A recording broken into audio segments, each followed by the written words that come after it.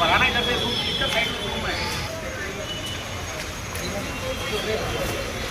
कौन सा हटो हटो हटो बीच से हटो।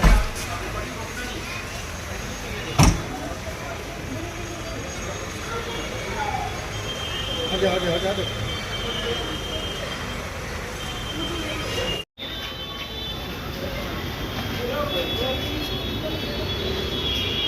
चलो चलो बस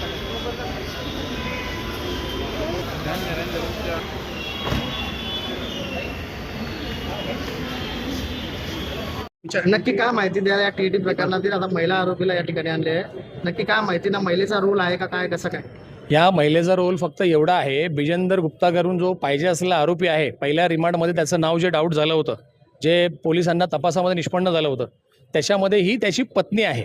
ही पत्नी असल्या कारणामुळे हिचा आर्थिक व्यवहाराशी काही संबंध आहे का, हिने काय आर्थिक व्यवहार केलेत का, हे फक्त त्यांना व्हेरीफाय जस्टिफाय करायचं आहे. आणि तिचं असं सांगण्यात आलेलं आहे की तिचं अस्तित्व लपून होती, तर तिचं अस्तित्व लपून नव्हती. ती बरोबर त्या पटणाला ज्यावेळेला पोलीस टीम गेली, त्यांना सहकार्य केले, त्यांच्याबरोबर तिला यायला सांगितले, ती सरळ आलेली आहे आणि इथं न्यायालयापुढे हजर झालेले, पोलिसांच्या थ्रू न्यायालयापुढे हजर झालेले.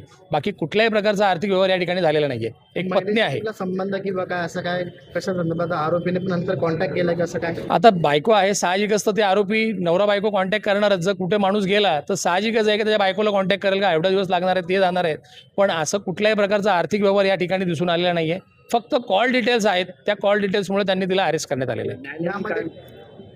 यामध्ये महिलेला नवऱ्याने काय सांगितलं होतं का आम्ही असं काय करतो काय? आता कॉल डिटेल्स आहेत म्हटल्यानंतर काहीतरी त्यांच्या जे काही बोलणं झालं असेल या इथे अटके संदर्भात अथवा मला असं अरेस्ट केले त्या संदर्भात त्यांचं बोलणं वगैरे झालं असेल. डिटेल अजून काही माहिती पडलेलं नाही, ते तपासादरम्यान माहिती पडेल.